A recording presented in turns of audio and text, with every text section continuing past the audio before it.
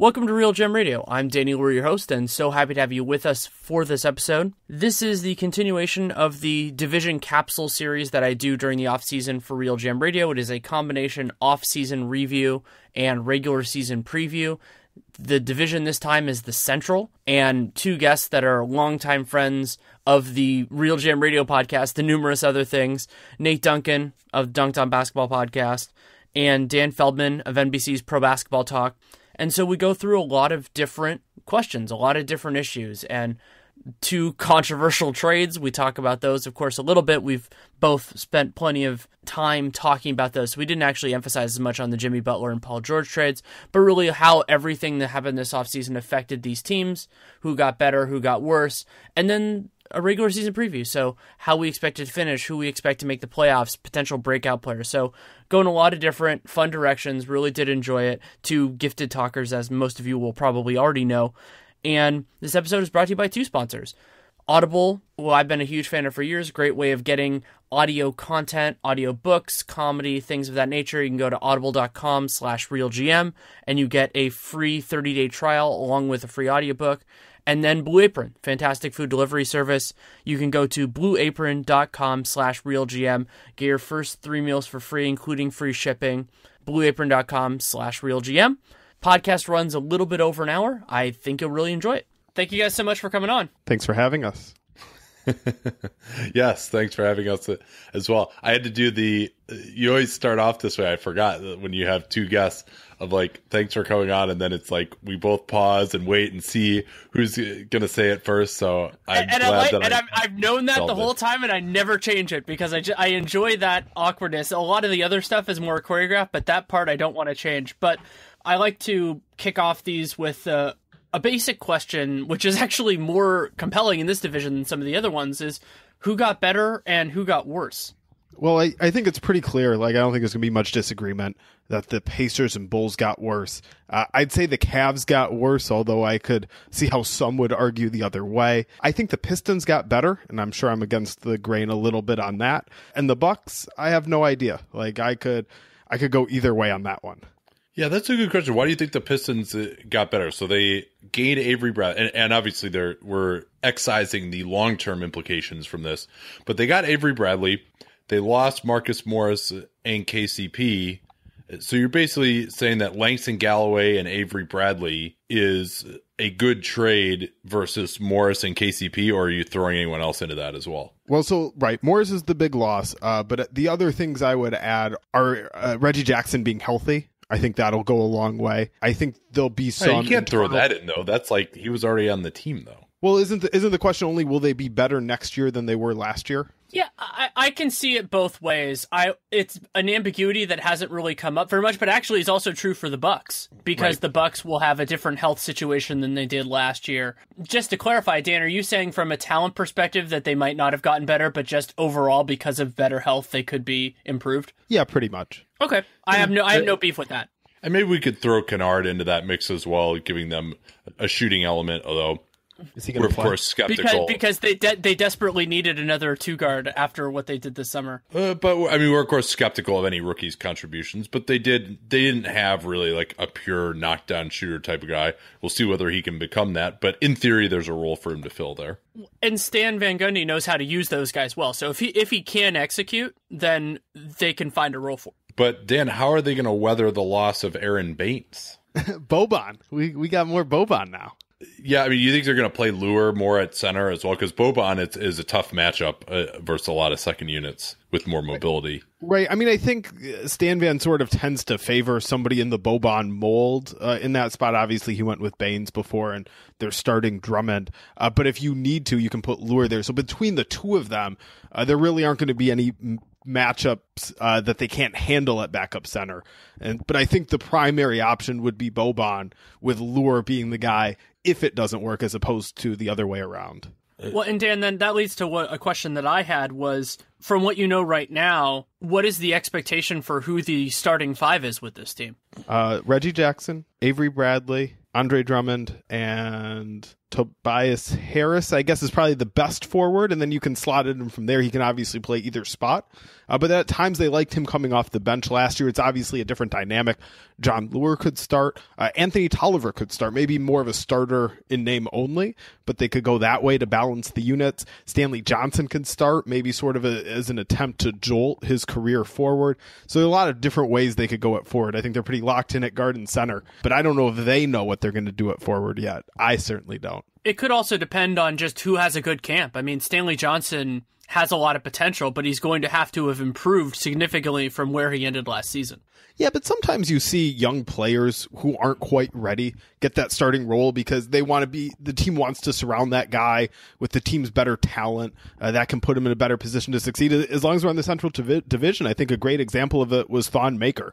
Like, yes, some of this is matchups and style that might not exactly apply to Stanley Johnson, but I think that was part of the Bucks thinking with Thon Maker last year was let's put him around our best players because then he's not going to be overwhelmed. And Greg Monroe, who can handle more, he can play with the bench guys. Well, also Leroux, who you would think based on the fact that he started last year would be the guy they think is the best to start there. He, as we noted, might have to play more of a role on the second unit when the matchup isn't great for Boban. And then you've also got, if you're going to have Leroux and Harris starting in your front court, you don't really have anyone who can guard a good small forward on the other team. And so maybe that's why Stanley would have to start, especially in those matchups, if they're playing against LeBron James or Carmelo Anthony or Kevin Durant, someone like that. I mean, I could see them playing the matchups, although I think they'd like to settle into a lineup. And you're right, it's probably the only thing they could settle into involves Stanley Johnson. And you could see Reggie Bullock at some small ball three. I don't know if that's ever going to be something where he'd start. So if they're going to look to settle into something, it probably has to be Stanley Johnson. So, Nate, you and I haven't really talked about this that much, but how are you feeling about the question of whether the Cavs are better or worse right now? At this very moment, better or worse? I guess they didn't really lose anybody important, right? And they got Oshman and they got Derrick Rose, who's, I mean, I guess, I don't know that Rose is going to be better for them than Deron Williams was last year, who, by the way, I'm really surprised Deron Williams hasn't signed somewhere yet. But also remember, they only had Deron Williams for the end of the year. Like, they'll have a better backup point guard for the majority of this regular season than they did before. Well, I also think, too, just that if we're putting, when I think of, all right, got better, it's just the guys who are new on your roster will give you more than the guys who are leaving. Yeah, that's fair. Like, I think of it that way as opposed to, okay, Reggie Jackson should be better. I don't see that's like, okay, we got better because you didn't make a transaction. But in the same vein as that, I think the Cavs, James, certainly during the regular season, you have to imagine he'll take a little bit of a step back, especially, and even more so on defense. Kevin Love has been struggling with some knee problems, had knee surgery last year, getting into his late 20s. I don't expect him to age particularly well. And then, of course, we got to see what happens with the Irving trade. I've said this before. I think that it's quite possible for them, at least this year, to get guys that fit more and would be a little bit better of a matchup against Golden State or whoever the West winner is, even if they they're not as young and don't have the potential that Irving does. So on that note, this was something I was thinking about with the Kyrie trade because if I'm running the Cavs, the first thing I'm going to do is talk to LeBron and say, like, are you coming back? Where are you at with this? And if I can't get any more assurances than we're getting publicly and all of these leaks and signs pointing that he might be leaving. And by the way, you can't. Right. No, I mean, well, but I think you'd be open with him. And then, so assuming you're not going to get any indication that your window is longer than 1 year, I'm all for going all in this 1 year, no matter how bad they are for the following decade. If they win a title this year, I think it's worth it. And so I think about what players, whether it's trading Kyrie, whether it's trading Kevin Love, what players have a high percentage of their value tied up into next year only as opposed to future seasons. The big one is Paul George, and it's too late on him. I think Carmelo is another one, but it's tough to look around the league and see guys whose value is such a high percentage of the value is derived for what they do next season as opposed to future years. Yeah, it sounds like Carmelo doesn't want to go there still at this point. Right. So who, within that strategy of trading Kyrie, you're talking about getting guys who could help you next season. I don't know who that is. I guess when I brainstorm it, the place I'd look is Memphis, with Mike Conley and Marc Gasol being a little older on big contracts. Maybe the Grizzlies want to rebuild and get younger, and that's not a definite playoff team. And do you want some highly priced stars? But like looking around the league, it's just hard to find players who fit that mold better than Kyrie does. Well, and then the other part of it to me is that if Dan Gilbert, I could totally see him saying, yeah, we're going to go for it maybe this year, but I'm not going to take on a ton of long-term money to do it. So where I would actually be looking would be more in the line of versatile forwards. So a Wilson Chandler type guy where you can kind of bounce around with some different alignments and somebody who fits in that role. Chandler is actually even better because he has that player option for next year. So he's on a shorter timeline. I'm not saying you like trade Kevin Love for him or anything like that necessarily, but there are a few guys in that mold that they might be able to get if they want to go in that direction. And that's been one of their biggest weaknesses against the Warriors is that they don't have those guys to really defend Golden State at their best. Yeah, I like Wilson Chandler in that way. You know, he's obviously not the high-end talent that you'd be coveting, and so you're settling a little bit there and would need more. But yeah, that's definitely the type of player I'm talking about. Yeah, like, I guess Will Barton would also make some sense for the Cavs, more of like a guy who comes off the bench. But then the other part, and we could talk about this a little bit in the regular season preview, is that in terms of the better or worse, it's not really on the talent perspective, but Cleveland, to me, got all the confirmation they needed that they can go with the same approach of taking things easy in the regular season and then going for the playoffs. So I think that they're just going to do that again. It'll depend a little bit on what happens in terms of personnel moves, but I feel like that idea of just staying off the accelerator until, like March, actually May is probably more accurate, that they'll be able to do that again if they want. Yeah, it's really difficult, you're saying, Dan, to find a way for them to get better. My approach would be just getting as many athletes, 3-and-D type of guys on the wing as possible to play around LeBron, hopefully get back some sort of a decent point guard, but someone who can defend. Certainly the Wolves have been discussed with Jeff Teague and that he can't be traded until December 15th, but it looks like they're out now with all the noise about Wiggins extending. So I do think that the Heat could make some sense because they just have a lot of guys that I think would fit in well with what they'd want to do, like Josh Richardson, Justice Winslow, maybe James Johnson, maybe not, but a lot of guys who are just athletic guys who can defend. Dragic could give them a point guard as well. But again, it's hard to see those teams really wanting to work with each other, especially because Miami has some dreams of pseudo contention in the East this year themselves. So I like Miami. I mean, we talked about it back when we did that emergency podcast, that I think they make a lot of sense. And Bam, theoretically, depending on where Cleveland feels on their swingmen, if they could consider him as well. I said this on the show yesterday when we were talking about it, on Dunc'd yesterday, when we were talking about the 2018 free agent market and Cleveland's place in that was for Dan Gilbert, presumably has been losing money with these massive luxury tax bills. They're in the repeater tax now.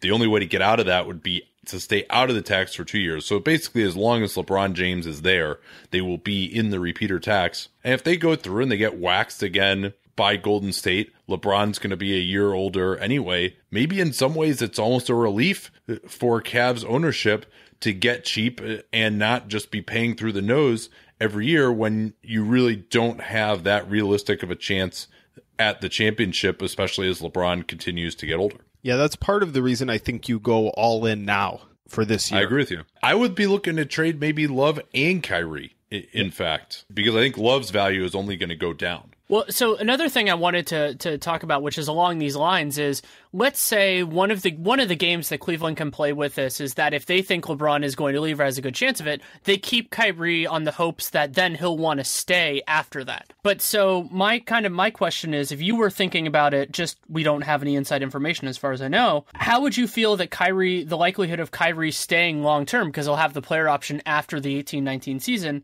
if LeBron leaves? Like, are you willing to roll those dice if he's not willing to sign any sort of extension? Well, you as could maybe Cavs? wait. Yes, as the Cavs.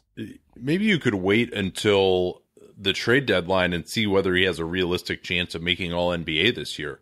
Because then if LeBron leaves and you still have him next summer, then you can offer him the designated player max extension. If it looks like he's not going to make All-NBA, then maybe you revisit doing a trade at the trade deadline. Of course, your team has less time to gel if that's the case. But it does seem like with this trade request coming out, if you guys had to guess, like, when do you think he will actually be traded? Well, I think that leads to what the dice I wouldn't roll is bringing him in with the dynamic it would be with all of this out there and the scrutiny and the whispers, and like that can so easily undermine a championship season. That'd be the risk I'd be afraid of. Not that you have to trade him before the season, because if there's nothing out there that you like, maybe risking all the noise and the chaos is the better option at that point. But I think he's going to get traded before the season. My feeling right now is that if he were going to get traded, it would have already happened. The Timberwolves possibility has been fading out to me, and a lot of the other teams, the waiting process doesn't really seem to be there. It's not like obviously the Andrew Wiggins, Kevin Love thing. So I think what's going to happen is they're going to get into the beginning of the season, and they're not going to have made something. Let's say it's the December 15th or whatever, and they're going to realize, oh yeah, this guy's really good, and they're professionals. I don't think Kyrie's going to slam the ball down and walk off the practice court or anything crazy like that. And so then they'll just say, screw it, we'll give it a shot. And then if they get a clearer sense from LeBron or Kyrie at the deadline, then maybe you start to think something then. My instinct is, if I had to put money on any single outcome right now, I would say that he ends next season as a member of the Cavs. Wow. Huh. That's interesting. I think you do have it right, though, Danny, in that it seems like something is going to have to happen here. There have not been rumors of specific trades and teams being involved. The teams on his list, especially with the Wiggins thing, with Carmelo not wanting to go to Cleveland, that takes off the Wolves and the Knicks. San Antonio doesn't appear to have the assets, and Miami doesn't really, we talked about the impediments there. So with that not being around, and then the offers not being that great, the offers still need to be better than just, all right, let's hold on to this guy, and just, if he's miserable, he's miserable. And maybe he gets in and he's professional, like you said. Maybe he gets in and it's just a complete crap show, and they're like, all right, we can't have this guy anymore, and then his trade value is lower and they're willing to take worse offers. But it seems like right now the offers are bad enough that the alternative of just holding on to him for now, it doesn't look so bad. What do you guys think of that reported offer from the Suns where it was Eric Bledsoe, Dragan Bender, and the Heat 2000,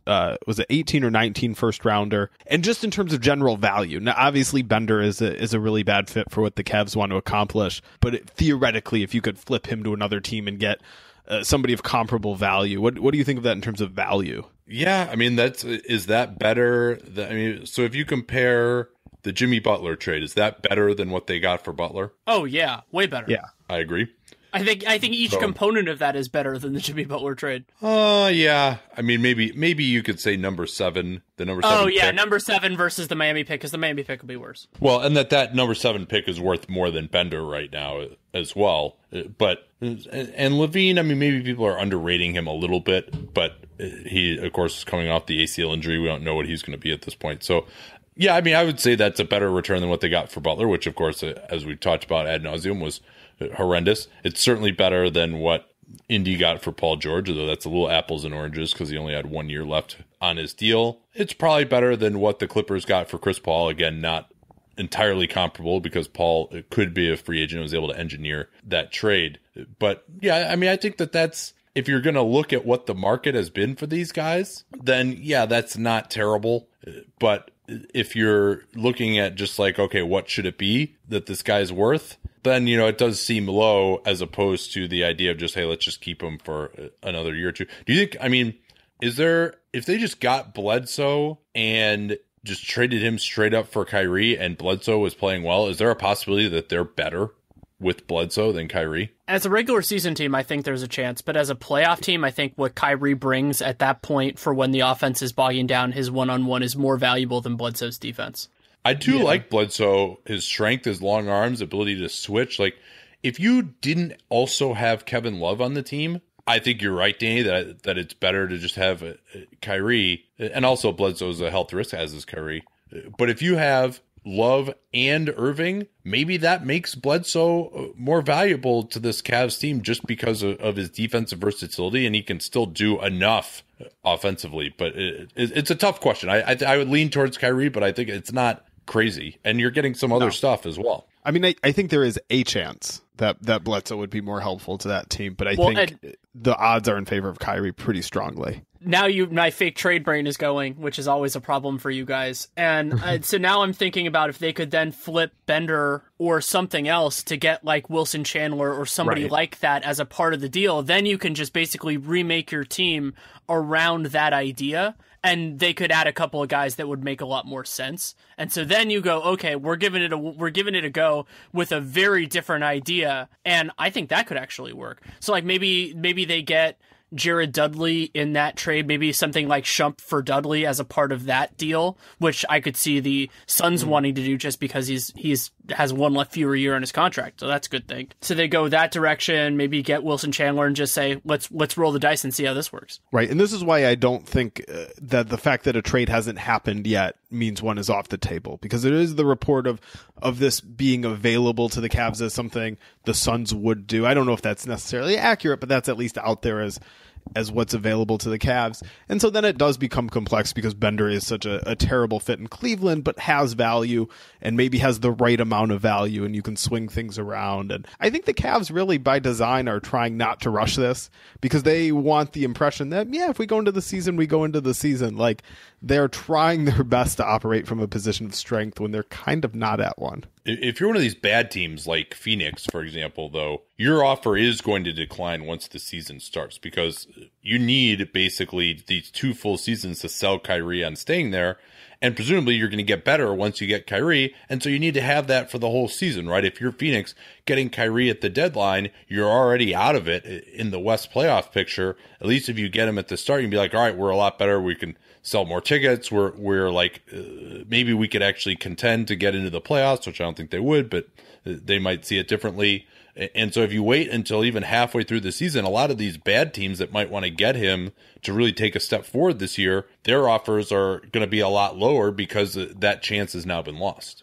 Well, this doesn't apply to the Suns, but to me, December 15th is the big date because there's so many players who can't be traded, and that just narrows your options. And then maybe it does apply to the Suns just in a 3-team trade like we're talking about. Yeah, Suns could be out of it by December 15th, really. Sure. And not only that, but whether they're out of it or not, they'll at least have really any delusions of grandeur that they had would probably have been eliminated by that point. Whereas at the start of the season, you can say, all right, we got them then. I mean, we could see the trade happen kind of around the time that the Harden trade did, pretty close to the start of the season, around the start of training camp as well. I mean, there are definitely some windows here that it could happen.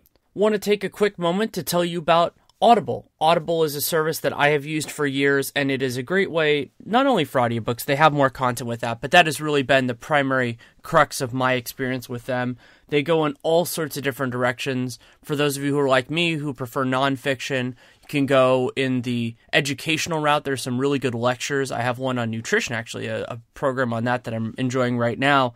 And then you can go historical, or you can go into fiction. There's some great science fiction out there and all over that realm. It's not what I'm as familiar with, but what I've been so impressed with Audible is that the quality of everything is just amazing. So they're really well-read materials, well-performed.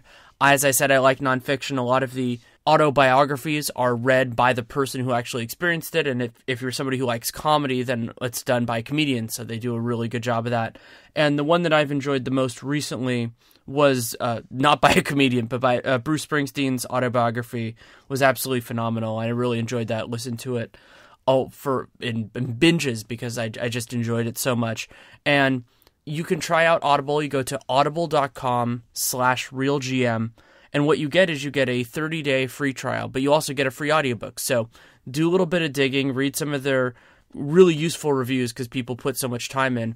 Find something that's right for you and really do give it the time to check it out. I've been a subscriber for years now, and it's not something I use every day, but it's something I wish I did. And for those of you who also read, you can use the Kindle and the Whisper Sync so you can keep your place. I usually do a book in one form or the other, but I know that I have some friends who use Audible who really love that feature as well. So I can advocate for it from that experience as well. So definitely check it out. Audible.com/RealGM. RealGM, like the name of the show, like the name of the site that I write for. And you get a free trial and you get a free audiobook. So check it out if you haven't already. I've been a huge fan, and I think you will be too. Audible.com/RealGM. So, Danny, we haven't talked about any of these other teams, I guess. The next category is really a move that stood out to you. And what I want to do is, instead of starting there, I feel like let's start with the two big ones and just the Jimmy Butler trade and the Paul George trade. And all three of us have talked about this to such a degree. It's basically, is there anything on this that you feel we haven't spent enough time talking about or thinking about? Well, if Zach LaVine comes back and he's just fine after this ACL tear and continues on the trajectory that he was on, averaging 20 a game, reasonable efficiency. Obviously, he's bad defensively, but he's young. He could maybe get better. If he continues on that path, this trade could look a lot better for the Bulls. I mean, if he just is averaging 20 a game and he's reasonably efficient by the end of this season, would that change how you see it for the Bulls, or are you kind of pricing that in as a likely possibility already? I guess I'm counting that as slightly less than likely, but it's like close enough to likely where it wouldn't improve it much. It wouldn't make it a good trade to me. There's somewhere a little worse than a coin flip chance of him being at that point by the end of this season. And along those kind of similar lines in terms of outcomes, if they had drafted Dennis Smith with the 7th pick, I would feel a lot better about the trade, even though that technically was not a part of it because they could have chosen him at 7. They just did. Yeah, and they knew pretty much, I'm sure, who they were going to take there as well. And just like the fact that Minnesota drafted a guy that I don't think really fits with them very well, and Justin Patton, who has now been injured, is something that really shouldn't be part of the evaluation of the trade, at least the decision to make the trade, I guess, and what value was gotten. So I have a question for Dan, because Nate and I have talked about this a little bit, but if you take the return that Indiana, the Pacers got for Paul George, counting the players plus the contracts, would you say that's an overall net positive or an overall net negative? I do think it is a net positive. Not hugely, but I do think it's a net positive. I think Oladipo is probably a little overpaid, but he's a solid player. Like, it's nice to have him on his team. Sabonis is cheap enough, and you have this great team control, and maybe he can figure some things out as he adjusts to the NBA. I do think it's pretty clearly a positive value in that package. I guess the question I had on this, which is sort of similar, but I think slightly different, which is, let's say the Pacers didn't make that trade, kept Paul George the duration of the season, and he left next summer. Would they be in better shape for the 2018-19 season then? Would they win more games in 2018-19 alone, not even counting beyond that? Would they win more games that season or on the path they're currently on? Well, they might win fewer, which actually could be good for them. But also, I think it's probably about even to me, especially with the 20. And you don't know what they're going to try and do with their 2018 space, right? Are they going to try and actually get guys who will help them win? Or are they going to? It seems like that's the path. That's what they did with some of these signings, the Joseph trade, getting Darren Collison, et cetera. So I think if they actually used that money to try to get the best players they could to try and win, I think they could do better than Oladipo and Sabonis with that space in what should be a tight 2018 market. And then also, of course, you get the additional value of just having had Paul George on your team. And I think this team could have taken some steps forward this year. If they kept him around, they still would have had some cap space to use, especially if they'd been willing to stretch Ellis and kept George around. This team could have been like a 4 or 5 seed in the East this year. And that doesn't mean nothing to have a season like that. And then the other question is, what would have happened with Jeff Teague in that case? Because I feel like that's the way that they could have sapped away some of that value, is if they gave him a bad contract. And that would have been possible, but not definite. And another important part of this is the idea of timing. So if they had lost Paul George at that point, then, as Nate said, they would have gotten worse earlier, but also then they could have used their cap space. They could have been one of the few teams that are actually trying to extract assets from other teams, and those assets would probably be more distant, so then they can square everything up at a more reasonable timeline, probably 2020, 2021, something in that range. Whereas at this level, if they're going to kind of keep a little bit more money on their books, they're going to be they're not going to be in the treadmill of mediocrity, because I don't think they're going to be good enough to be mediocre, but they're going to be a little bit too good to really maximize. When you try to be on the treadmill of mediocrity and can't quite do it. That thing goes faster than you think. You could get spit off the back of that. But what I wanted to think is just, certainly we're guilty at times of groupthink. And where I went with the LaVine question, and maybe we should have the same discussion about Oladipo, is, maybe we were wrong about LaVine not being that great, Oladipo not being that great Chris Dunn, maybe to a lesser extent, although I feel pretty confident there. So how good would Oladipo have to be for you to actually like this trade for Indiana? Like, what type of player would he have to turn into? And what are the chances of that happening? I mean, I guess to speak to the chances first, he's 25, has been sort of steady in what he is. He has improved as an outside shooter throughout his career. That's been the big area of growth. Like, what if he got to be as good? What if he got to be as good as like Avery Bradley or something? Maybe like he finally realizes this defensive potential that everyone saw. It turns into a decent shooter. Maybe not the same type of spot up guy coming off same screens overall, like overall value, not necessarily the same player, like that sort of thing. Yeah, I think that's probably about the best that we could realistically expect for him at this point. Maybe he could do a little more off the dribble, be a little better finisher, but not someone who's had a ton of success with the ball in his hands so far in his career.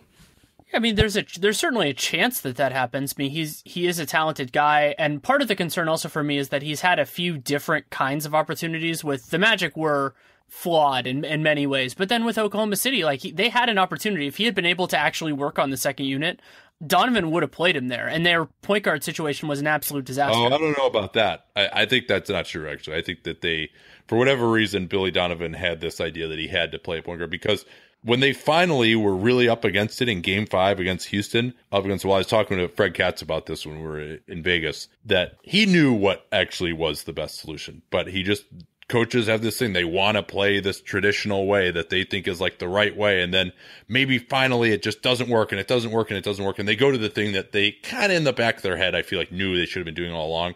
And I felt that was the case. I mean, if you get into a Game 5 desperation and all of a sudden for the first time that year, you decide, well, we're not going to play these terrible backup point guards. You know that was the best way to do it. Sorry, that's a bit of an aside, but that always annoys me when you know what you should have been doing this whole time and you just didn't because you wanted it to work out with the Samaje Cristone or whoever else. So back to the question of if Oladipo becomes Avery Bradley value, would you like the trade for the Pacers? I don't know. I sort of feel like you could maybe. I kind of doubt it. I mean, it's tough to visualize exactly that. I sort of doubt I would still like it, especially because I think they could have gotten that at the trade deadline. Like, I think give or take that amount of value would have been there for them at the trade deadline. You can play out the season. You can see if, in the same way we were talking about with Kyrie, you can see if Paul George is on an all-NBA track, and if you want to dare him to leave all that money on the table. Or you could trade him, like, especially on the date they made that trade. Even if it goes nearly as well as could be predicted, it's still hard to justify it. Well, and then also, Paul George, if he's there, waiting narrows the field, unquestionably, especially with an expiring contract. But a player that good, it could actually ramp up the intensity for the teams that actually are of interest. And when you consider that the idea of future value could be more valuable for them than present, then maybe you're not getting a significantly better package in terms of if you were to do like a trade value chart or something like that, but you're getting something that makes more sense with where you're going. So get like a first round pick from one of these desperate teams and maybe a young guy who's in a different place and some filler salary. I could see a lot of trade structures that look different from this trade, but would have actually been better for Indiana that could have been in there at the deadline. Okay, no, it was awful. Yeah, it was. I think we all agree. It's impossible to discuss this without lapsing into that discussion. So then basically let's kind of take those two trades. We didn't talk that much about the Jimmy Butler trade, but we've done that plenty. And what other moves that these teams made were of interest? It could be, a draft pick. It could be a signing. Was there something else? Like, because those obviously dominated the discussion, something that might have been underrated or underappreciated. The Bulls not signing anyone who can guard the three. I mean, that's a non-move, but I mean, they just have no threes on the roster. It's Paul Zipser, and then you're talking about Justin Holiday or Dwayne Wade or Denzel Valentine or Zach LaVine trying to guard threes. None of them can do it. So like, that's just going to be one of these things where they're going to be just this, they're going to have a massive hole at point guard. They're going to have a massive hole at the three. They might have like semi-league average competence at the 4 and the 5. And then probably the 2 even until is looking average at best, just because Wade and LaVine are such flawed players at this point. And I guess Wade and LaVine will play together and just one of them is going to have to be the 3. But it's going to be such a weird season in Chicago where they're just putting out these rosters that just like don't even have guys to fill all 5 positions. Yeah, I think that's a good point. And then the other one for me, along similar lines, is Milwaukee basically not doing anything. I mean, they re-signed Tony Snell, and I understand that they're up against it with the luxury tax, and while I disagree with that being necessarily like the definitive thing, especially for a team that a small move would make a big difference for them, it looks like they're not going to spend, anything significant of their mid-level exception even, and we don't know how they're going to get under the tax. I assume it's going to involve Spencer Hawes, whether it's stretching him or trading him or something like that, but a mid-level exception guy or part of that or even a biannual would make a huge difference for their competitiveness moving forward. So my mic was off. So delayed response to Nate's point about the Bulls. If they're tanking, who cares? Like, it should be more about asset accumulation. And I think we all agree that they haven't done a good job of that. But at least that seems to me to be the right direction and not worry so much about who's going to play the three. Yeah, it's more just like for people who have to actually watch this team this year. But I agree. I mean, I do make that point that you shouldn't make these short-term moves. But it's just not. It's very rare, even for a tanking team, that you'll see just like no one even on the roster. Like even like those Sixers teams, they had guys who sucked, but at least they were threes. Like they actually did play that position on the team. Yeah, it's going to be such a weird year. I mean, terrible year for them. Any other moves? I don't think we need to spend much time on Cristiano Felicio. I mean, it looks like the Bulls miscalibrated the center market, not as egregiously as anybody did last year, but I still like his potential. So it's weird. It's one of those things where I like the player, I just don't love the contract. Well, the Galloway move in Detroit is the one that really sticks out to me. In conjunction, of course, with revoking KCP's qualifying offer. The whole thing about, all right, maybe they just made the decision, hey, it wasn't going to work out with KCP. But Galloway, number one, like you couldn't have got him for 1 year, $7 million. And maybe they think that's a good contract. They want him for 3 years. But we were talking about this yesterday. Detroit, like they're going to be in worse luxury tax situation next year.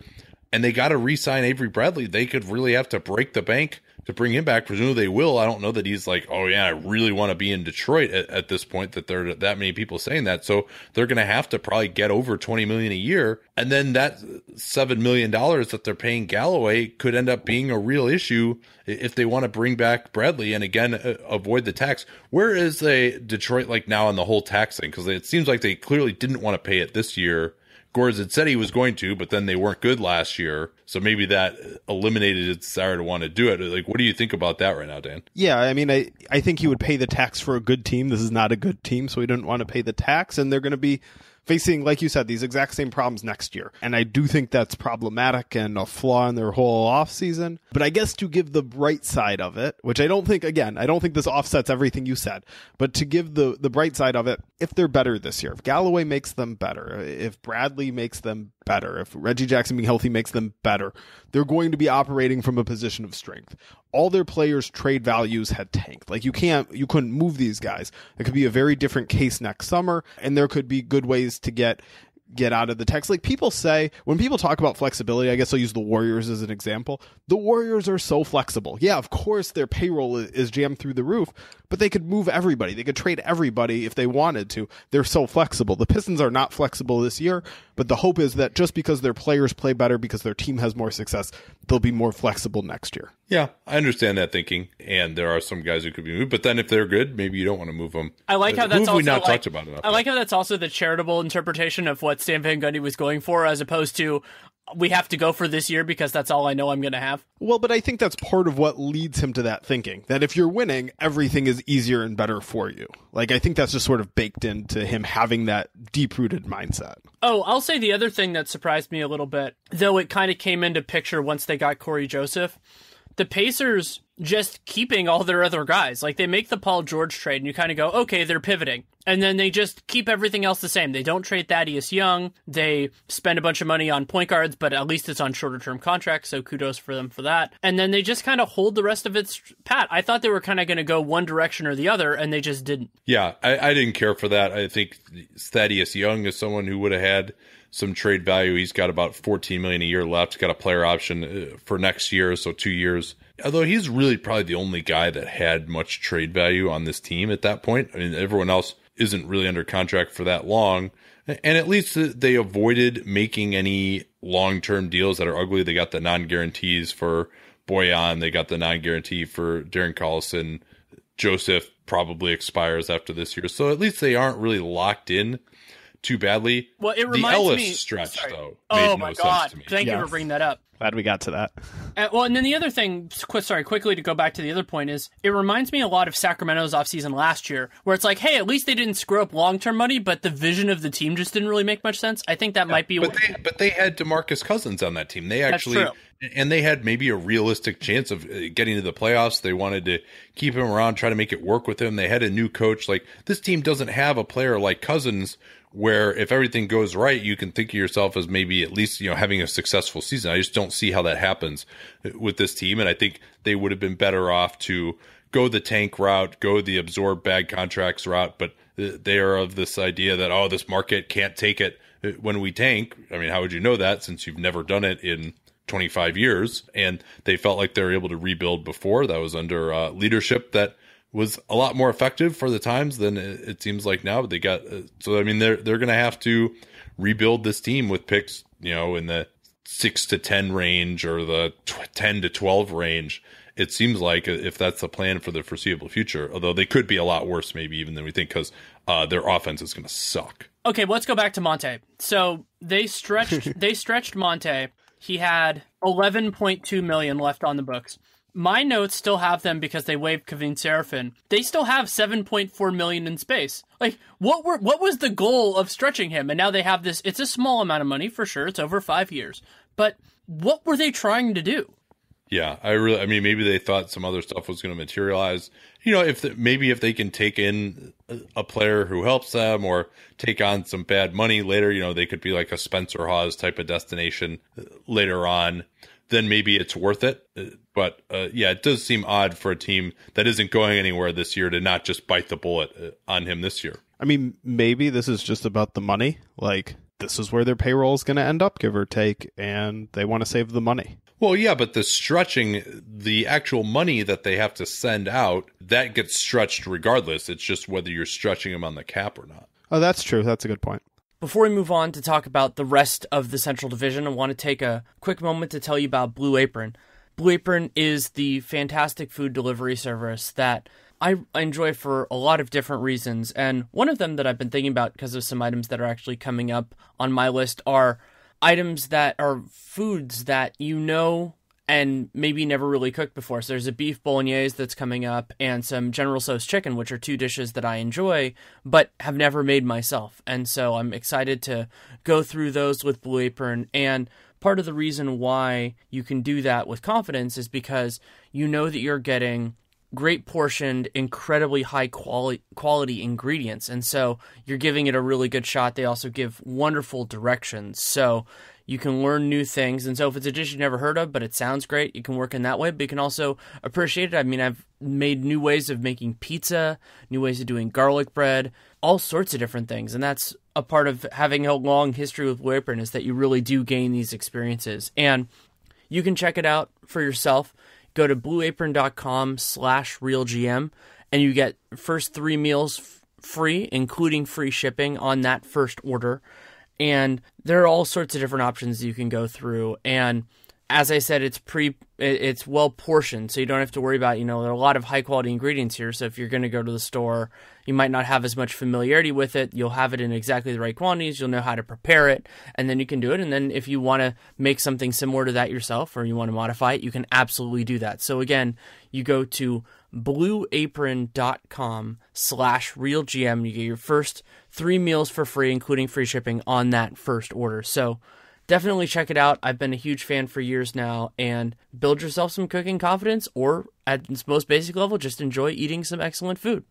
So we can move on to the next question, which is actually weird in this division because of the way it worked out. So, who is the best newcomer to his team in this division? It's embarrassing for the division, but maybe Avery Bradley? Yeah. I think that's pretty easily the case, yeah. Yeah, I think Bradley's... Oladipo could exceed expectations. Levine could come back strong. Like, those are the only other guys who I think have a plausible path. Yeah, I think it's Bradley is the number one guy, and then number 2 will start with Oladipo, and then will probably eventually be Levine once he gets back to 100%. That's kind of my feel on it right now. Yeah, not a ton of choices there, though, that's for sure. I mean, this whole division added one guy that you could look at as an above-average starter this season. Yeah, and that one was a surprise. Like if Avery... Well, and they lost two. They lost two average or above starters to get that one guy, although Bradley is probably better individually than either KCP or Marcus Morris. Although, Bradley versus KCP is an interesting question. But I think Bradley is better right now. Yeah. I don't think it's so close. I am a little disappointed in you, Nate, that you didn't say Derrick Rose. Yeah. Why is that? Because you're the biggest Derrick Rose fan. I don't think so. Why? Just because I liked the trade from the Knicks perspective last year? To start, yeah. I still think that could have been actually a fine trade if they had just not then used the additional flexibility to sign Joakim Noah. That's a fair point. If you think about, and again, this is an aside, but if you think about just how many terrible contracts were signed last year and what they would have had to do to get a point guard, to just get someone who provided them with like reasonable play on only a 1-year deal, actually wasn't that bad. And where the center market has gone, I don't think everyone's like, oh, Lopez is a really good contract. Like, it's not really. At this point, everyone's like, look at if Mozgov is getting $16 million, like, man, that Lopez trade, that's amazing to get him for 14. But then you look at what the center market was this year, and it's like, I don't know that Lopez, maybe he could just be traded for nothing, but probably not. I don't know if he passes the Nene test right now either. As far as best newcomers, I'm kind of curious what you guys think. So we named players on 3 teams, and the Bucks, for most intents and purposes, don't have a newcomer. But which Cavs player do you think is going to make the most positive impact this season? Hard to imagine that Osman will be able to contribute a ton this year, although it wouldn't shock me, especially during the regular season. He knows how to play. He's smart. He's been playing in Europe for a while, but his adjustment to the NBA 3-point line and his lack of strength could be real impediments for him. Rose, you worry about his health, of course, but probably Rose. Who else did they get? Who I'm missing? Jeff Green. Yeah. And then Jose Calderon. But I think not Jose Calderon. Yes. Do we know if he's getting a championship ring? From the Warriors when he was waived, he was on the team for like 24 hours. I'm not even sure it was 24 hours. He got a jersey. They made him a jersey, even though they announced they were going to waive him before they signed him, which is even more impressive than the Andrew Nicholson announcing that you're waiving him before the trade is consummated. Like, that's a whole different kettle of fish. God, I hope he gets a ring. Verjao didn't, I believe. Well, he was off it, right? He could have. He declined it. That's right. Oh, from the Cavs. Yeah. But he could get one from the Warriors this last year. I bet he will get one this year. That's true. Yeah. But yeah, I don't know. Is there anything else to say about the Bucks? We haven't really discussed them hardly at all. So what do you think matters more? What they got from, like, what's better? What they got from Jabari and Middleton last year, or what they're going to get from Jabari and Middleton this year? Obviously kind of switching places on the injury. Yeah, I think they'll get more this year from that combo, because I think Middleton wasn't entirely healthy when he returned. I think, those bad hamstring injuries can take a while to get over. So I think, and he looked slower than usual in the playoffs. Didn't he start off really hot and then kind of settle in, if I remember right? I don't recall exactly, but I think in the playoffs he had some really rough games, and I think defensively as well, he just athletically didn't look to be, he's never really been like a great athlete, but he's someone who really, took even a further step back. So I think, and also just when you have to acknowledge that Jabari, despite his scoring heroics, it wasn't a guy who necessarily was a net positive on the floor with his defensive and rebounding limitations. Yeah, I think that's a good way of thinking about it. And it's amazing, considering how depressing the answer was to that last question, that the answer to the next one is also depressing, which is, who is the rookie in this division that you're most excited to see? Not who you think is going to be best, but the rookie that you're most excited to see. Well, I'm interested to discuss that second part too, but most excited to see... I kind of liked watching Kennard in Summer League, actually. I think he is just a really skilled offensive player, and whether he has the athleticism to create more shots, whether he can stay on the floor defensively, those are all concerns. He's also buried a lot more maybe than someone like Markkanen is in Chicago. Osman would be up there too. It might actually even be Osman. Come to think of it, he's someone that I've liked for a while, and I want to see that he plays a heady game. He likes to run, good cutter, has some good basketball instincts, so maybe it'll be him, but I'm worried that a lot of these guys are just not going to play at all. Who else are we forgetting that we should put in that discussion? My Michigan bias is DJ Wilson, but I'm not particularly intrigued by him. I forgot about Osman because he wasn't drafted. I kind of like that answer. And then, of course, Lauri Markkanen, the highest drafted guy. And I don't know what he's going to be ready to do as a rookie, but so many different ways he could get off his 3-pointer at Arizona. I'm curious which of those will translate and seeing what he can still do. Yeah. If they play him at center, I'll be interested to watch. If he's a power forward, I think he's going to be pretty boring. He's just going to stand out there in the perimeter and shoot. If they really commit to playing him at center, as they did at Summer League, and really space the floor and kind of don't really worry that much about defense, just make him the backup center. But that seems unlikely. They got Felicio and Lopez ahead of him in the pecking order. Mirotić presumably will be back at some point, so they're probably just going to play Markkanen like, a Mirotić who isn't as good. And since Dan got to talk about Michigan, I get to talk about UCLA because the Pacers drafted 2 guys. They drafted Anbogu and TJ Leaf. I'm not particularly enthused about Leaf. I've never been a big fan of his. But Anbogu has a high ceiling, and so if his knee stuff is okay, I think he could actually be pretty fun for them. And now that they dropped Seraphin, I mean, if Big Al gets hurt or is just ineffective, maybe he'll actually get a small opportunity. Yeah, he should have a chance, Anbogu, because Jefferson is injured all the time. He's just a veteran, doesn't really fit in that much with what they're trying to do. I'm imagining that he's not going to come into camp in the best of shape because he certainly didn't last year. But yeah, so he might be the only other, and they need someone who can be a cheap option at center behind Myles Turner. Yeah, I like Anbogu. I don't think he's going to be ready to do much this year, but I had him as of all the centers in that tier, or at least appeared to be in that tier, and this is before I knew about his injury issues, the scope of them. I had him ahead of Bam Adebayo, Justin Patton, Jared Allen, Tony Bradley. I had him ahead of all 4 of those guys, but it's mostly on upside. I think he's very raw. Who do you think is the most likely player in this division to get traded outside of Kyrie? Spencer Hawes? By extension, is it Shumpert? Yeah, maybe that's so. Like as someone part of a Kyrie trade, I think that Thad Young is certainly someone that it makes a lot of sense to trade. Well, yeah, like if Indiana's sitting there at the deadline, like my whole thing was that I thought they should have kind of sold. They should have sold earlier, but if they realize in January or February, oh crap, we should have done this early, Thaddeus Young is a very logical person to move. They could also trade like Corey Joseph or Collison, whoever they like less, move that guy just because they can, and lean into this a little bit. But yeah, I mean, I would say Spencer Hawes overall. They could make the playoffs. Like we had a good question on our Patreon mailbag about outside of the top 9 obvious teams in the East, like who has the best chance of making it out of that bottom 6? It probably is the Pacers, which is terrifying to think about. And especially when you look at some of the teams with the injury concerns in Philly, for example, I mean, writing them in as a playoff team right now, I'm very uncomfortable with doing that. Certainly they have the upside to get there, but 1 or 2 of those teams is going to disappoint in that top 9, and the Pacers could be in the playoffs with 35 wins. Well, and remember that last year, knock on wood, we were very lucky that a lot of the best players in the league stayed healthy by and large. 1 or 2 of these teams, if they have an injury to a star player, they just fall completely off the map of the Eastern Conference teams. And so if that happens, then that opens up another spot or 2. Starting the the season preview part of this, I think the first 2 questions will be kind of easy, and then the last one could be hard. But the first one is just ranking these teams 1 to 5, ideally in terms of projected regular season record. Cleveland's clearly first, and Chicago is clearly last, correct? Yes. I think the other 3 spots are pretty clear, too. Milwaukee, Detroit, Indiana? Yes. It wouldn't shock me if Detroit finished with a better record than Milwaukee. No, it wouldn't shock me either. I don't think you can predict that today.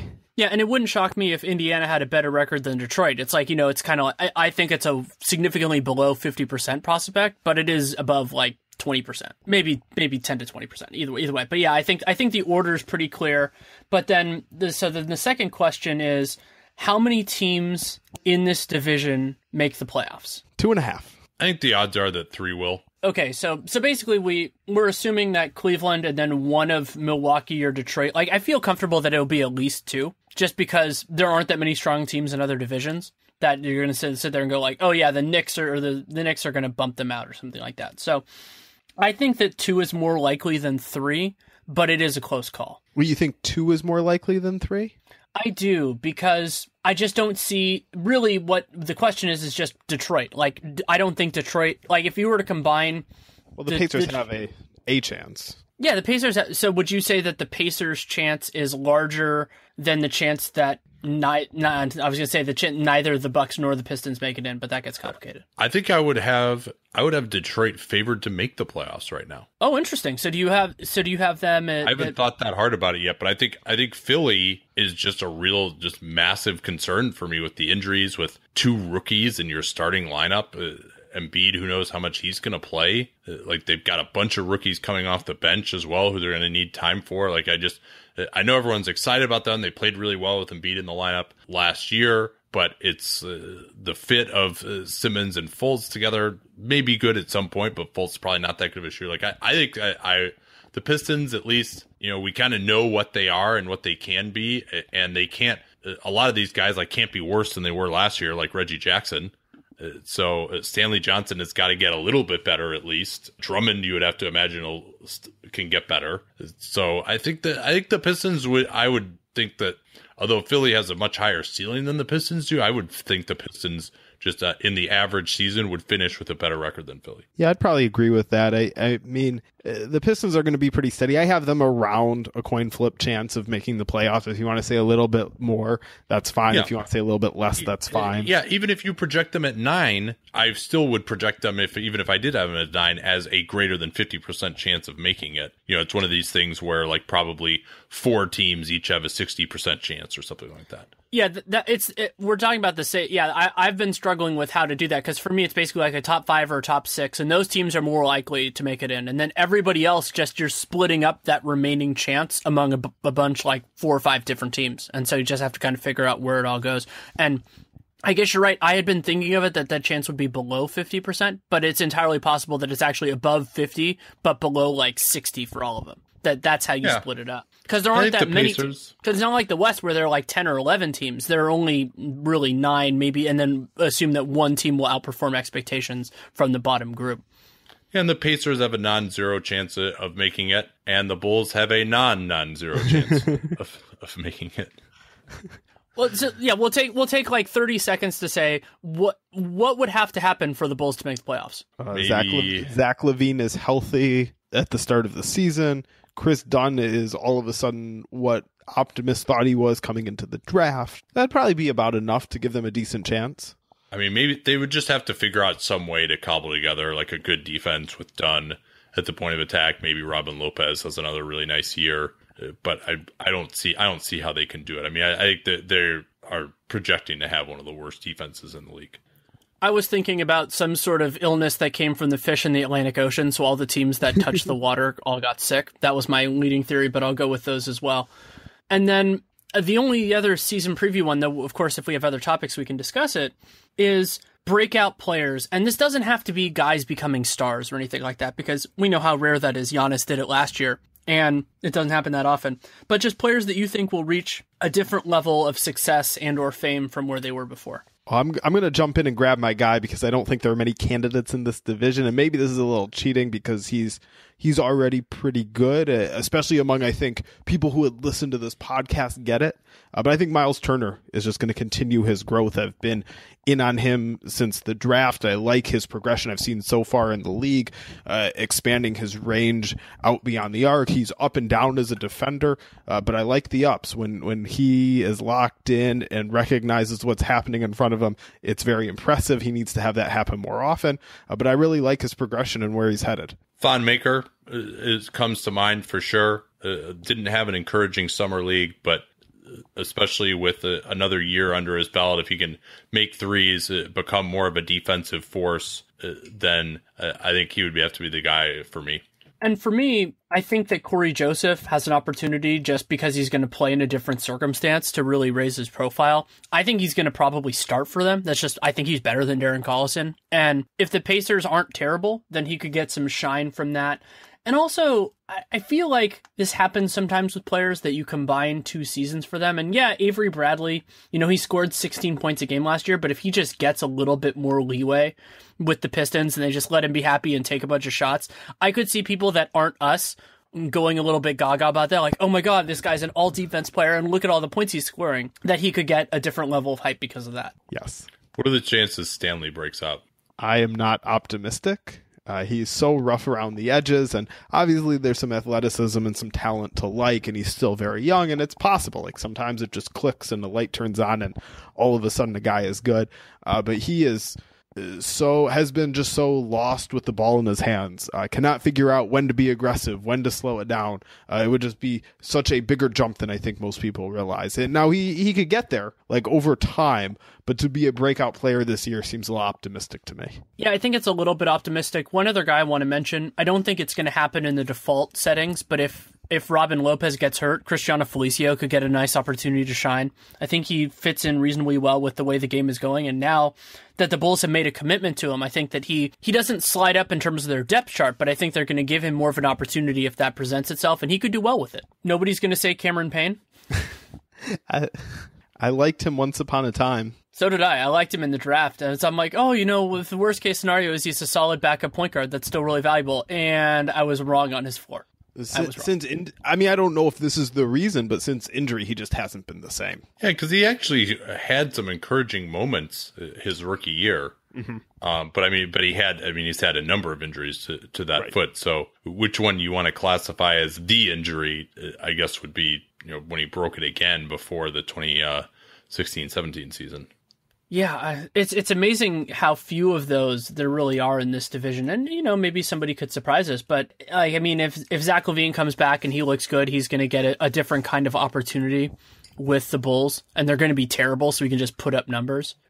So one name to throw out there who I liked in the draft, and I liked at times early in his rookie year, he hasn't been the type of player I expected him to be in the NBA. It's Bobby Portis. I'm kind of out on him, and I'm not expecting him to break out. But there was something to like in the draft. He's still young. Like maybe he puts it together. Maybe. It's funny actually that you mentioned him. I don't think he does because he's too much of an athletic liability, and he can't play center. And I think he could be an okay offensive player. But he just really can't be a positive defensive player. I think under really any circumstance, I'd be shocked if he can ever get there. But Nikola Mirotić is another guy too. If he re-signs with the Bulls, he'll probably start at power forward. Maybe if he just hits some more shots, they'll have a little bit more freedom for him to actually, since they won't have Jimmy Butler anymore, he can actually maybe do a little bit more to drive to the basket, be in positions other than just standing at the 3-point line and shooting, which he can do, but I think he has some more versatility there. So maybe he gets to the point where he can average, like 17 a game and emerge as the quality starter that people thought that he could be, including me. The tricky thing with him is, could he have a breakout year relative to his last two? Absolutely. Could he have a breakout year relative to the production he put up as a rookie? That's a much higher bar. And obviously the fact that he's trending the wrong direction isn't encouraging. Yeah, that's definitely not a great sign. And I don't do much fantasy at this point, but I'm guessing that Paul Zipser is going to outperform his draft slot just because somebody has to get minutes of the three. And so if he gets minutes, he'll have opportunities. Tumbleweed. We can kind of just end this with a little bit of an open part about, is there anything that we haven't really talked about in this division, or do you want to end on something happier than the Central Division? Yeah, it's raspberry season right now. You can really go out there, enjoy some fresh fruit if you want. If you're in, Central Division land, go out to Michigan and then maybe, pick a few raspberries, get some wine, relax. Just forget that the NBA season is going to be starting soon. I'm going blueberry picking tomorrow. I hope to see everybody there. I don't think there's going to be a better way that we can end this. So thank you guys so much for taking the time. Thanks again to Nate and Dan for taking the time to come on. You can listen to Nate on the Dunc'd On Basketball podcast. He is in the middle now of doing his team previews, so you can go through that. You don't get me on that, but you get a lot of really intelligent guests talking about a single team, and I really enjoyed the series as a listener. And you can follow him on Twitter at Nate Duncan NBA. You can also check out our combined Patreon, patreon.com/Duncan Leroux. We consistently have new content. We're actually working on salary sheets for all the teams, and then we do mailbags and all that sort of fun stuff for subscribers. You can read Dan at NBC's Pro Basketball Talk, and you can follow Dan Feldman on Twitter at Dan Feldman NBA, DanFeldman NBA. And I'm not sure I mentioned Nate's Twitter handle, but it's Nate Duncan NBA. And it was a lot of fun having those two guys on. We agreed a little bit too much maybe, but I enjoyed the conversation also about Cleveland and really where they are. And what could potentially go on there. I mean, we're still kind of wrapping our heads around everything that's going on with that situation and the unusual part of Kyrie's trade demand and then it coming out a little while after the fact. You can also check out the Atlantic Division capsule. That one came out earlier. That was last week's podcast with Tim Bontemps and Jared Weiss. And then next week's, I've already recorded, that is the Southeast with Mike Prada of SB Nation, and Adi Joseph of For the Win. So you can look forward to that as well. If you have any feedback on the show, good, bad, or indifferent, best way to do it is DannyLerouxNBA@gmail.com. If you take the time to write it, I will take the time to read it. I do not always have the time to respond, but I do appreciate that genuine insight, especially if you take the time to really write it out in that way. You can also reach out at Danny Leroux on Twitter, but as many of you know, I'm actually on vacation at the moment, so this is not the best time to do that in that way, but you can. I'm not going to stop you. And if you want to support the show, there are a lot of great ways you can do it. You can subscribe, download every episode. Those things really help, especially with a weekly show like this, that the date can be intermittent. You know, it's always going to happen every week, but you don't exactly know when it's going to come out. So that really helps, and it helps with our metrics, and it helps out with advertisers. Then you can also leave a rating, leave a review in the podcast player if you're choosing. That's an important thing that you can do. And then, of course, the other big one for this show is checking out our sponsors. And so for this episode, that is Blue Apron, blueapron.com/RealGM. Up to 3 meals for free, including free shipping on your first order. I'm such a huge fan of theirs. Have been for a long time. And Audible's the same. I've been an Audible subscriber since long before they were a sponsor on the podcast. I will be long after, though I hope they're around for a long time. Audible.com/RealGM. Get a 30-day trial and 1 free audiobook. So you can pick whatever tickles your fancy. I have had so much luck recently. I've been doing an autobiography thing, and then I have these lectures that I'm working through as well. So you can check that out too. After the Southeast Division one, I'll be doing a mix of capsules and other things. Looking forward to it. Those of you who have experience with what RealGM Radio does in the offseason have a pretty good idea of what might be coming after that. But no announcements. That's not the way I do things here. Until it's recorded, I don't do that. So you can check it out. Have writing consistently, even during this trip, up for The Athletic. Have a piece for the Sporting News on the space race. I actually did the numbers a little bit early, went through it and saw where that is. You can enjoy that. And then you can go through, the Dunc'd that I did before all this. And then we'll be back, of course, in full steam closer to when the season actually starts. So thank you so much for listening. Take care and make it a great day.